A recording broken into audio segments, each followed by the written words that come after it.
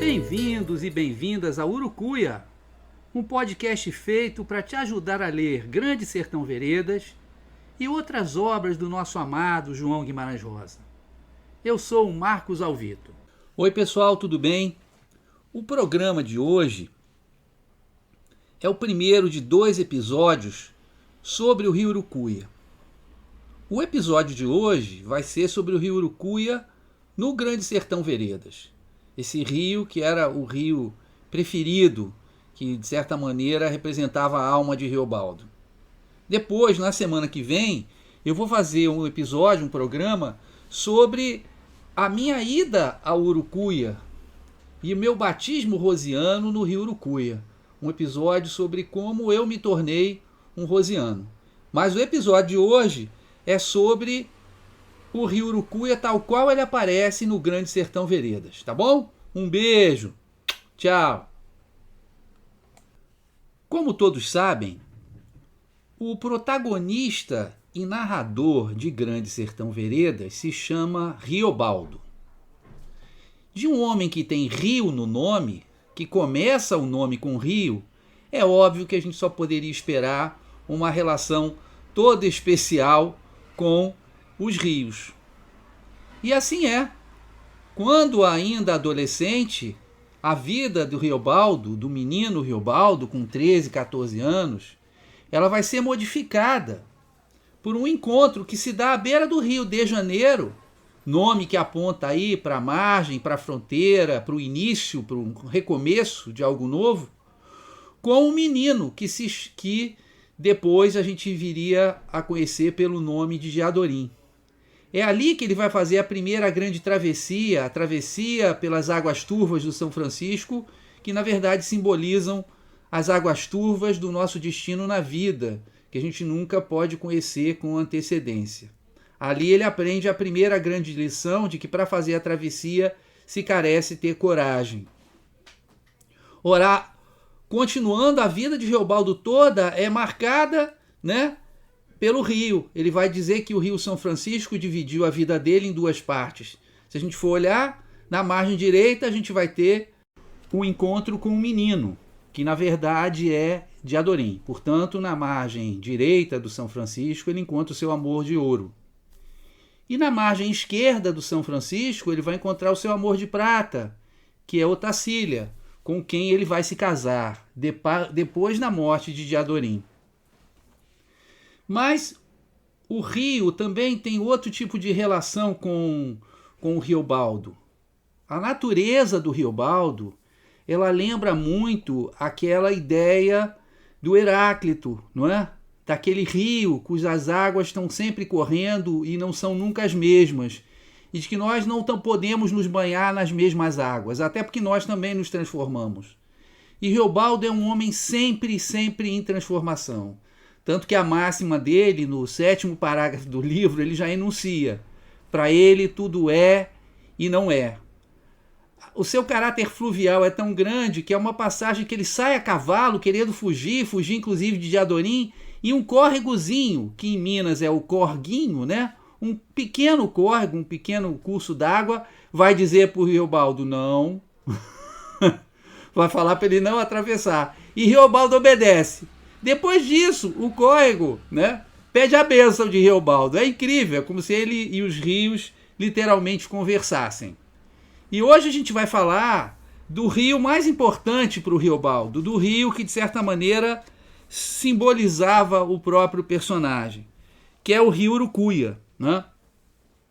O Rio Urucuia e suas terras altas aparecem já no 1º parágrafo do livro, como um sinônimo de sertão profundo, de um sertão acima de qualquer dúvida. Quer dizer, ali era o sertão e ninguém podia achar o contrário. É um lugar onde há de tudo, desde fazendões de fazendas até matas que são ainda virgens e campos gerais sem tamanho correndo em volta. Então, Urucuia já aparece com uma imagem de distância, de longura e ao mesmo tempo de infinito. Esse rio é caracterizado, como quase tudo no Grande Sertão Veredas, a partir de imagens opostas, né? Por um lado, nas suas beiras nascentes, o povi canta altinho, na companhia de outros pássaros, como o xen-xen, o saci do brejo, a doidinha, a gongorrinha, o tempo quente, a rola vaqueira, o bem-te-vi e araras enrouquecidas, né? Com certeza enrouquecidas de tanto falar, né? De tanto fazendo barulho. Como sempre, em Grande Sertão Veredas e em outras obras do Rosa também, a presença maciça e exuberante de pássaros simboliza a bem-aventurança. Daí Riobaldo dizer: meu, em belo, é o Urucuia, paz das águas, é vida. O Urucuia também é o rio da cor dos olhos verdes de Diadorim. Para Riobaldo, o Urucuia é o seu rio de amor, que ele chama de rio meu e meu rio. O Urucuia é tão perfeito para Riobaldo que ele pensa em se casar com Otacília e morar numa fazenda em boa beira do Urucuia, chegando até a imaginar uma conversa que ele acaba não tendo com o Diadorim, com o argumento de que o rio também tinha ilhas para o Manuelzinho da Croa, de todos o passarinho lindo de mais amor. Mas Riobaldo mesmo sabia que não ia dar certo esse convite a Diadorim para morar com ele e Otacília, imagina só. E ele comenta: podia ser? Impossivelmente. Riobaldo diz também que o Urucuia é um rio único, que da mesma forma que ele, Riobaldo, é bem diferente. Ele diz: rios bonitos são os que correm para o norte e os que vêm do poente, em caminho para encontrar o sol. Isso é muito bonito, né?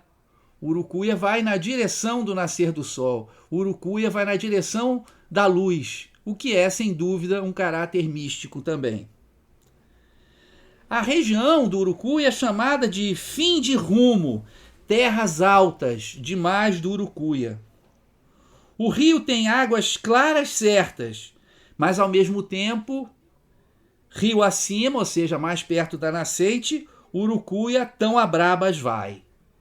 Sua região é um ermo dos Gerais, e em torno dele à beira as matas escuras. Então, Urucuia também tem o seu aspecto sombrio e misterioso. O Urucuia, ele diz, é confuso como a vida da gente. E sempre vai dar no mar, ou seja, a morte. Ele tem largos remansos, feito a paz, mas é um rio de braveza. Ele está sempre longe e ele é sozinho.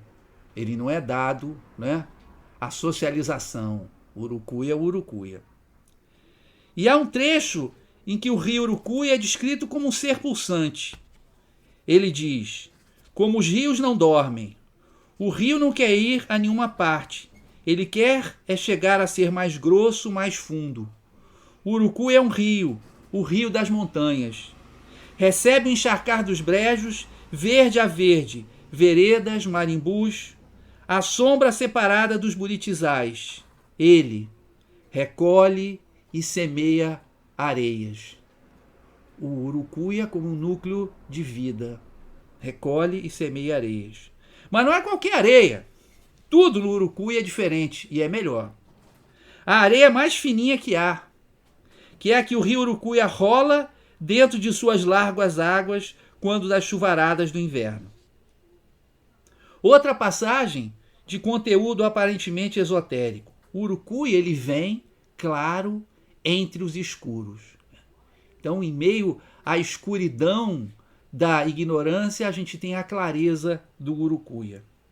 E Riobaldo, é lá que ele queria formar uma cidade da religião, lá nos confins do Chapadão, nas pontas do Urucuia. E ele repete, o que é raro, no rosa.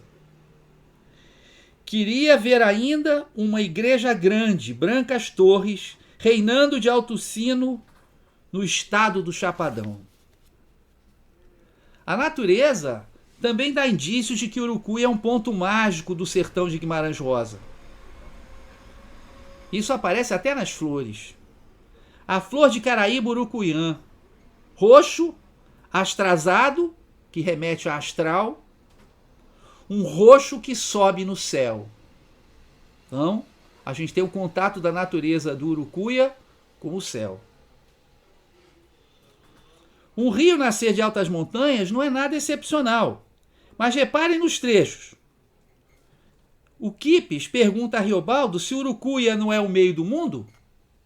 O meio do mundo remete ao ônfalos, ao umbigo do mundo, que os gregos acreditavam estar no seu templo mais sagrado, que era o templo do oráculo de Delfos.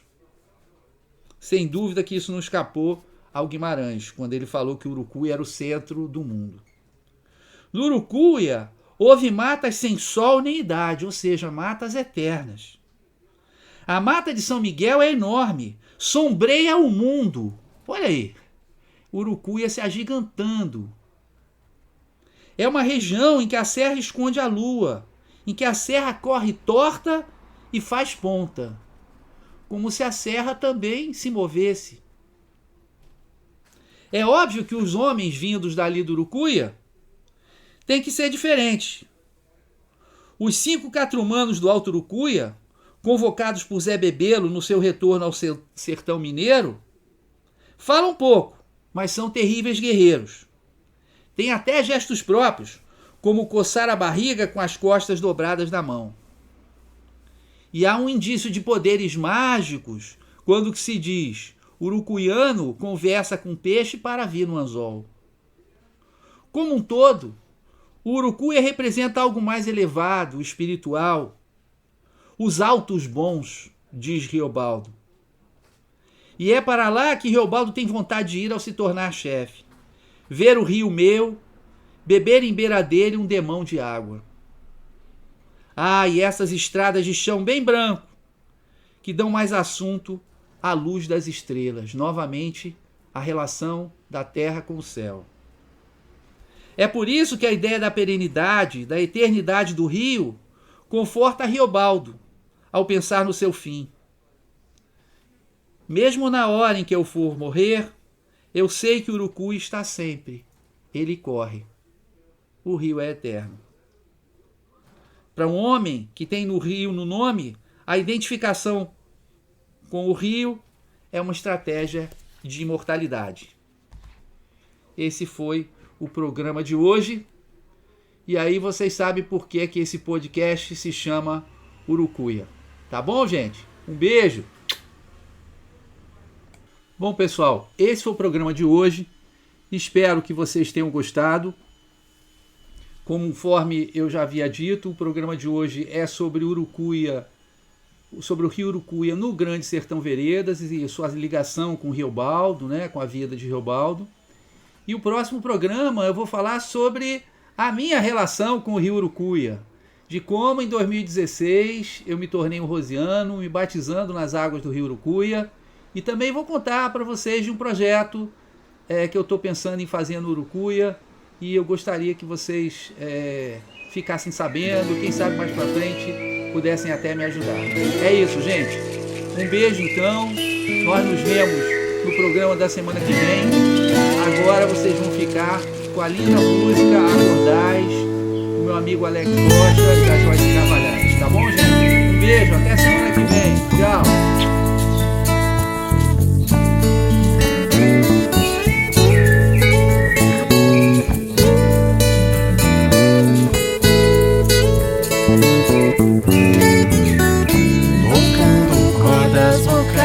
Quem tá dormindo acordais, quem tá dormindo acordais, quem tá dormindo acordais, a casa agora adentrais, quem tá dormindo acordais, quem tá dormindo acordais, quem tá dormindo acordais.